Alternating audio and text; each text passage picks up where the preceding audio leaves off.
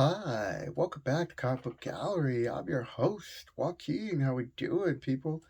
Today's video is what's in the box. So, if you watched my last video, thanks for stopping by, watching the budget haul. Did want to make sure I was showing people's addresses. So I got this big box. I told you it was going to be X-Force haul. So,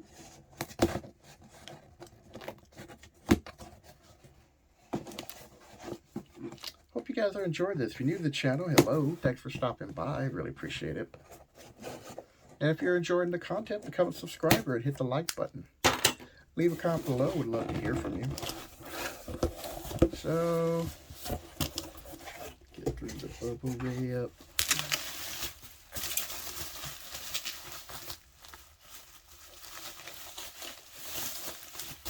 And here's the thing, people. When it comes to like unboxings, I always check the box as soon as I get it, and then just slightly repackage it back because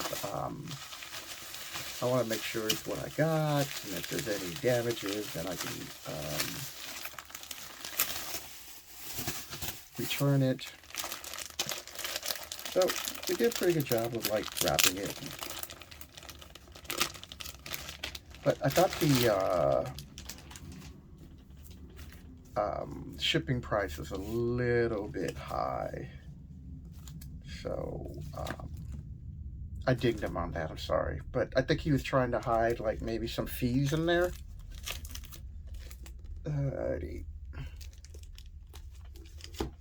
Alright, so I paid $30. I paid like 50 something dollars with shipping and taxes, right?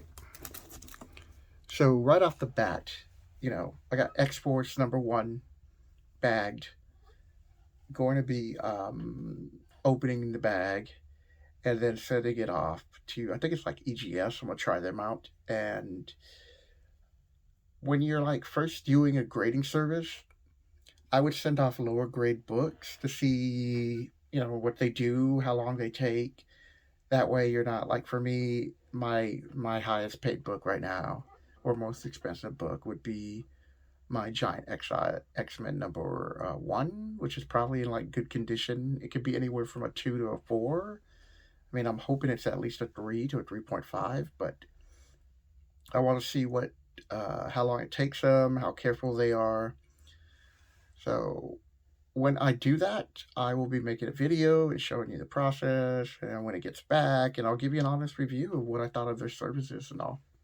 But I know I'm not going to use CGC. I just think they're a ripoff.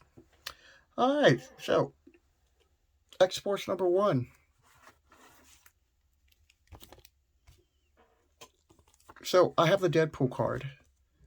So I'm going to get this book claimed and pressed. And right now, this book raw, that's like 30 bucks right there. So already I feel like I've already got, like, value-wise, my money back.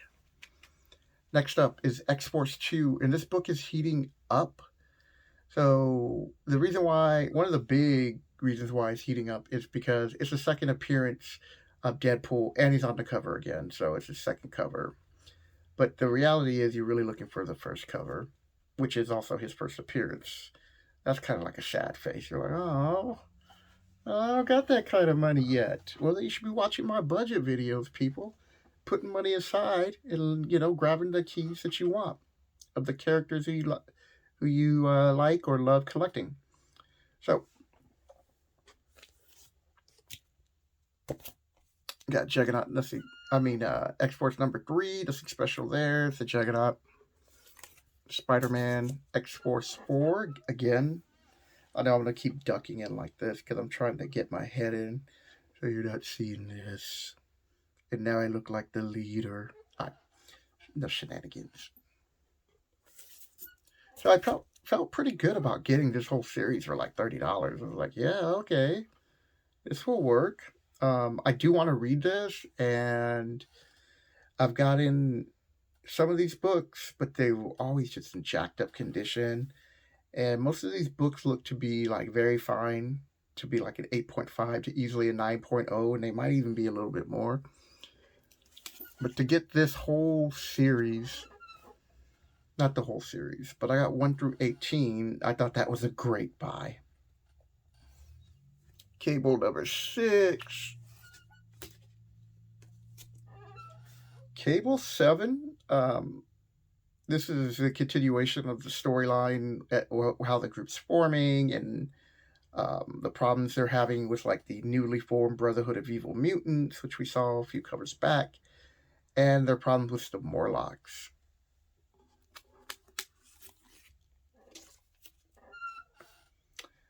And Cable, and I want to say this is the Wild Bunch. That's what they ended up calling them. So we have a little flashback scene of these new characters, and at the time they were pretty cool. They haven't really done much with them since. Alright, so we have X-Force number 9, continuing with the series. Nothing really special here. X-Force 10. Again, you know, I don't think this book, like one of these other books, is supposed to be worth something on top of the next book coming up. So this is the first appearance of Domino. And even though she showed up in the first appearance of New Mutants 87, it turned out that wasn't the real Domino. That was like copycat. So this is the first appearance of Domino. And the actress who played her, she did a really good job. So hopefully we'll see Domino back in X-Force 3 along with Cable. But I don't really see this book going up as much, only because the character, while she is popular with X-Men fans and some comic book fans, like the mainstream is not going to go out of their way to go crazy and buy Domino.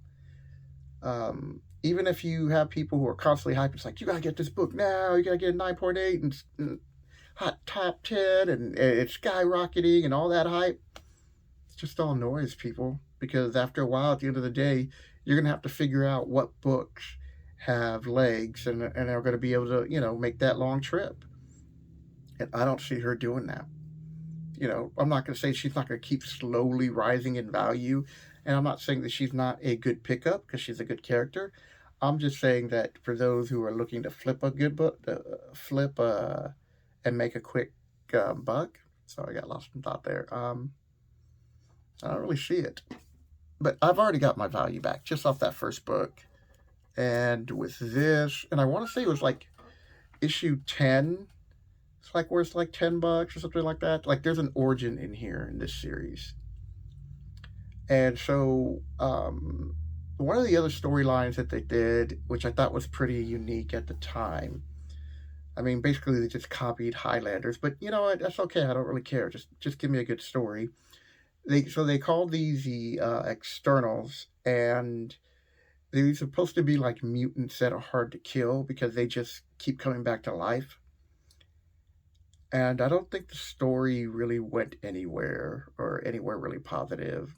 I mean, I don't even really remember it, so that says a lot.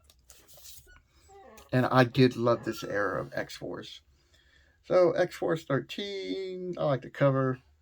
You know, and I like the cover on a lot of these.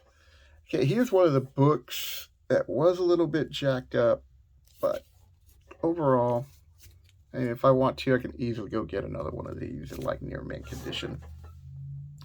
X-Force 14, I think we're starting to get into like the Executioner song. But it looks like they're fighting the Wild Bunch. I really like to use the color of that purple there. It really makes it pop out. X-Force 15, we got Cable versus Deadpool. You know, nice cover.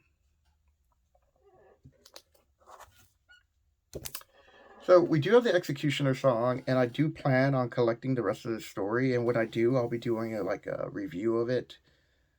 And I did enjoy the story. I remember reading it, and I was like, wow, this is pretty cool. So this is another one that was kind of like bagged and board. And I don't know if they had, I think they might have had a card in the back. Yeah, they had like a trading card. So we have X-Force 17, people. Strife attacking Apocalypse. Nice cover. And they even put like the complete list on here. Now I wish they would have put it more on the inside cover, but that's all right. But that might just be on the outer plastic, which I think it is. And then last is X Force 18. So let's just take away the shipping. $30 for 18 books. We know two of them are worth at least $30, maybe more, depending on the grade. So I thought I did well, doubled my budget, got a complete story run. Once I collect all the other Executioner songs, I'll be able to enjoy this collection even more. Because the Executioner song was a great story for X-Men. So with that, people, I hope you enjoyed this video. And if you do, hit the like button, and I'll catch you later. Peace.